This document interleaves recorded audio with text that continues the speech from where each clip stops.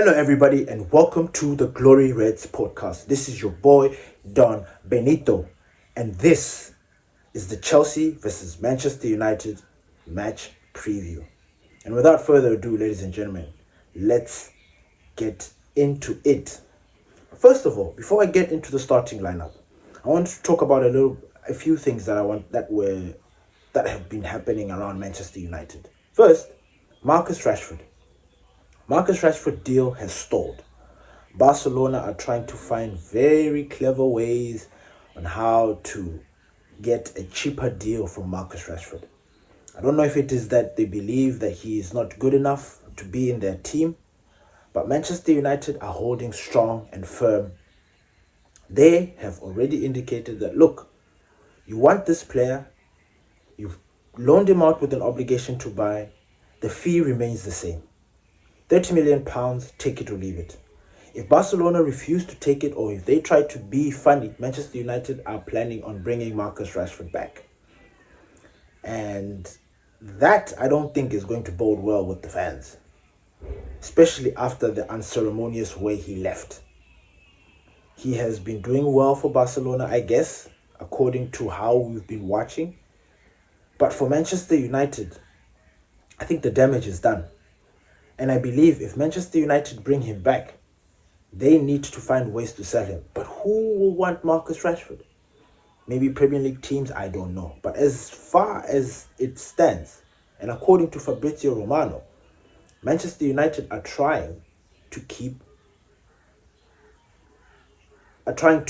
either keep Marcus Rashford, or he goes to Barcelona for the fee that was agreed on. Now, hey, if Marcus Rashford was to come back, I honestly do not know how that will bode. I really don't. I think it's going to take time. I think the wounds are still fresh. He has disappointed the club in so many ways, and I think the fans are not going to be happy with it. And that is going to be a problem. Anyway, what do you guys think about this? Do you think Marcus Rashford should come back, since he's a Mancunian, he's an academy graduate, he's done his thing for Manchester United? I don't know. For me personally, I think it has been time to say goodbye. And I think his attitude and the way he has gone about wanting to go to Barcelona has actually proved to us that he's done with Manchester. Or maybe he knows that the damage he has caused is too big for him to come back and restore the love and the faith. Or maybe I could be wrong. Maybe the fans will feel bad and say, you know what, you're one of us, come back. As long as you follow the rules and do what you have to do, fine. Or maybe Manchester United will offer him a deal. Nah. They shouldn't offer him a deal because he has already spent too much money. We've already spent so much money on a player that actually disappointed. So I don't see how that happens. Anyway, moving on. Next thing I want to talk about is Kobbie Mainoo. Kobbie Mainoo is back training with the squad. Apparently he trained this past week with the lads. I don't know if he starts, but the signs look like he might start. But I think it would be wrong, because just like how Martinez and everybody else that comes back injured, how do they get into a team, especially when we are playing the game with the magnitude of this kind? We are playing Chelsea away. And Chelsea, by the way, are fighting to get into Europe. So the game that we're going to be playing is absolutely pivotal. This game is going to kind of define our season. Whether we drop down or whether we maintain our position in the top three, or the qualifying Europe. Because the way we played against Leeds, we can't have that against Chelsea. We absolutely cannot have that against Chelsea. We will be smacked left, right, and center if we go into this game with the same attitude that we had when we played against Leeds. And that game was absolutely dismal, pathetic from everybody. The only player that I can say gave us what we are so used to is Bruno Fernandes. He was the only consistent player there. He was the only one that was doing what Bruno does. But the rest, everybody was shambles. And the funny thing is, we're not really talking much about how bad that game was. We focused so much on the red card, on Paul Tierney, things that really don't matter. And that is a big problem. It is a huge, huge problem. I don't know if these boys had a lot of time to rest this week again, because, according to the reports, Michael Carrick gives these guys offs, which is something I just do not understand. You've got 1 week to prepare so that you can be able to take on the team. You're playing one game, and then when the day comes, it looks like as if the boys couldn't be asked. They look rusty. They look like they don't know each other. The patterns of play are missing passes. It is ridiculous. So this game against Chelsea is really, really pivotal.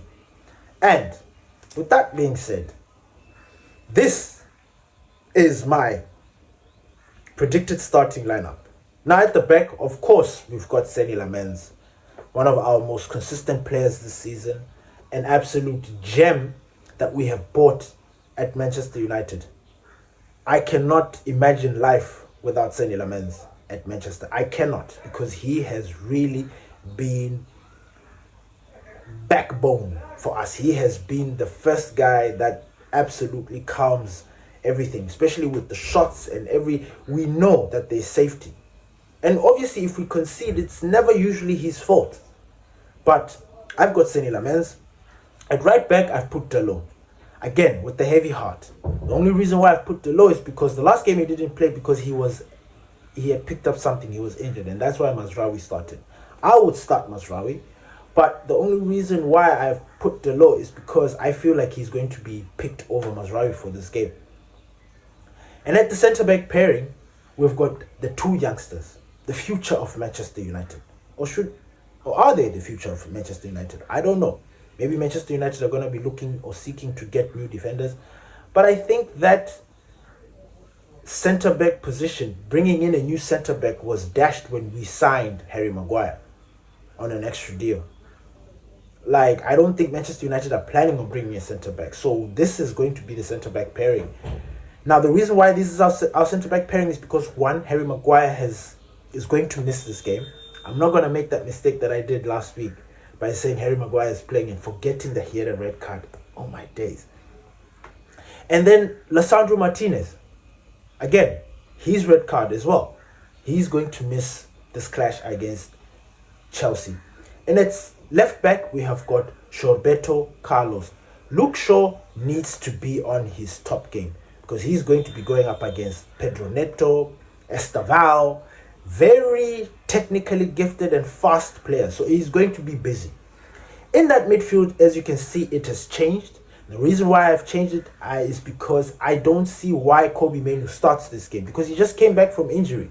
Him starting and then having a bad game is not going to help us in any way. So I've decided to go with Bruno Fernandes and Casemiro in that midfield position. That's the only reason. Because if he starts, it's like, okay, if he has a bad game, it's going to be like, so why did you start him when you knew that he's not yet physically fit? He's not fully fit. Just like how we played against Leeds. The whole starting 11 was bad, was rusty. Kobbie Mainoo has had extra time also being out of game. So why does he start this game? Anyway, Casemiro and Bruno Fernandes in that midfield position. At right wing, we've got Amad Diallo. Now with Amad, I really wish he would just do what he does best. Look for passes and not try funny things, because it's now starting to frustrate the fan base. In that number 10 position, I have put Matheus Cunha. Only reason is because Bruno Fernandes drops into that midfield position with Casemiro, and Matheus Cunha is likely the only number 10 after Bruno who can actually play that position. And at left wing, I have decided to go with Bryan Mbeumo. Bryan Mbeumo is a winger, so I think he and Amad will be interchanging together with Cunha. That position, that three attacking midfield position, those guys will interchange and do what they do best. And up top, I've gone with Benjamin Sesko. Now, this starting lineup should actually do the job compared to what we are used to. Obviously, we are going to have some substitutes coming in, but I think this starting lineup can go toe-to-toe, provided that they're up for it. Now, the history in Manchester United is that these players always like to play. They usually bring their best games when they're playing a top team, be it Chelsea, Arsenal, Man City, Liverpool. That's when they always shine. So maybe we are going to see a game where these guys step up and do the business. But then when we play against lower league teams, it's almost as if the concentration or the desire to beat the team just disappears. All of a sudden, they are confused. All of a sudden, they misplace passes. Nothing is crisp. So because I think this game is a high stakes, I think the boys are going to perform. But we're going to have to wait and see. Right? Now, I've predicted that this game is going to be 2-2. I think we're going to draw. As that, I'm hoping that we win. If they win, I'll be so happy. I will take it. But I feel like there's a draw in this game. Because if you look at what Chelsea has been doing and what we are going through, they are kind of similar in a very strange way. They're very similar. So I think we're going to draw 2-2 because we're playing at Stamford Bridge and it's going to be intense. The first scorer, I predicted it to be Casemiro. The only reason why is because Casemiro since he's been at Manchester, he's enjoyed a couple of goals against Chelsea. He's always stepped up against Chelsea. He's always provided some sort of clinical goal against Chelsea. So I feel like he's going to be the first scorer. And our man of the match, I've predicted to be our Magnifico, Bruno Fernandes. Bruno Fernandes has been very consistent. He's on 17 assists, 3 away from the record, 6 games to go. I truly believe he's going to break this record somehow.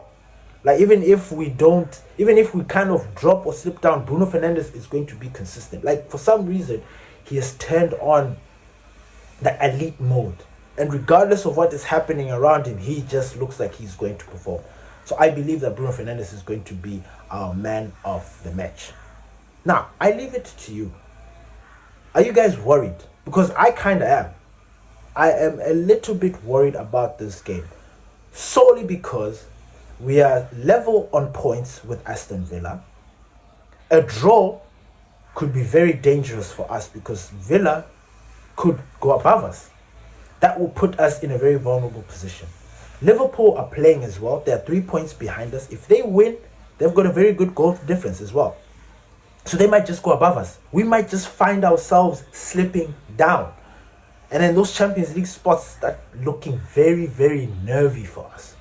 So I'm sitting here thinking and trying to see how, or trying to take some sort of positivity out of this. And I'm positive, but at the same time, I'm nervous. I don't know if you guys are feeling the same way. Please leave your comments below. Thank you, everybody, for listening to the Glory Reds podcast.